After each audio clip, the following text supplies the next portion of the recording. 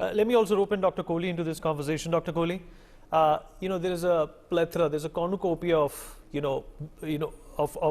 things or a list which we can talk about, which the government needs to work on. In my opinion, the impetus is always going to lie on growth. Do you think, considering our aspirations and our ambition, what kind of a pedestal is to be given to what factor to ensure economic growth and inclusive growth, Dr. Kohli? I hope you catch my drift.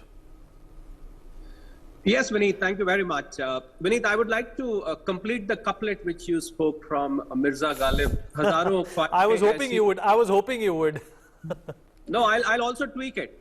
हजारों ख्वाहिशें ऐसी कि हर ख्वाहिश पे दम निकले, बहुत निकले budget के प्रावधान फिर भी कम निकले. Because there is no end to expectations. I mean, every sector expects, Vineet, every citizen of the country expects. Budget is so much looked forward to. But let me be politically correct here. Even though this is vote on account, even though this is interim budget, but I think no government can ignore that there is elections right after that. So I think, whereas this will also be a sanction from the parliament for the remaining months' expenses which the government needs, which is the definition of vote on account, I think to be politically correct, the government would not like to miss out the opportunity to reach out to the electorate that, look, this government is for you. This government is for your welfare. This government is for your prosperity. I think these three aspects will not be missed out under any circumstance. And I completely endorse what Sandeep said. The Gyan framing, I think that is going to remain the focus. Garib Kalyan Yojana we've seen has been extended for another few years. That is going to continue. Focus on poor people. Prime Minister said, I believe in only 4 castes. There is no Brahman, Kshatriya, Vaishya or Shudra, whatever the caste system, the traditional caste system. There are 4 castes. Garib, the first caste. Youth, 65% of our population beneath is below 35 years of age.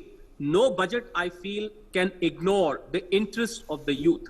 When it comes to youth, we talk of education, we talk of skill development, and we talk of the opportunities which the Indian youth have today.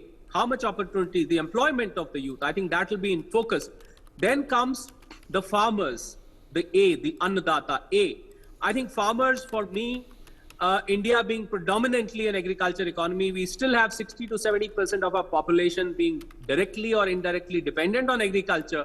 I think no budget can ignore farmers anyway. But being in focus, I can see PM Kisan Samman Nidhi being further consolidated. From 6,000 rupees, you could see this limit going up to probably 10,000 or 12,000 or 8,000, whatever the government coffers permit within the limitations. We could see this going up. And then women, 50% of the population, we've seen this government's approach towards women, the women reservation bill in the parliament and other things which have been done.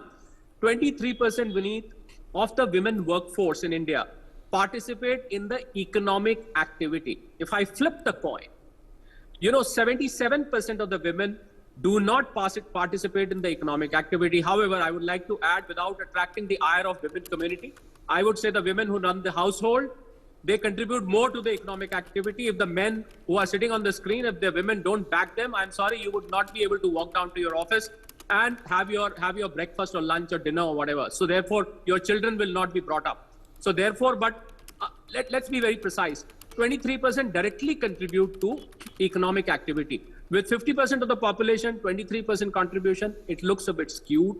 And I'm sure government would focus on what are the ways and means where more and more women can come down and join the main economic activity. Apart from upliftment of women, apart from providing security to the women, I think that will also be the focus.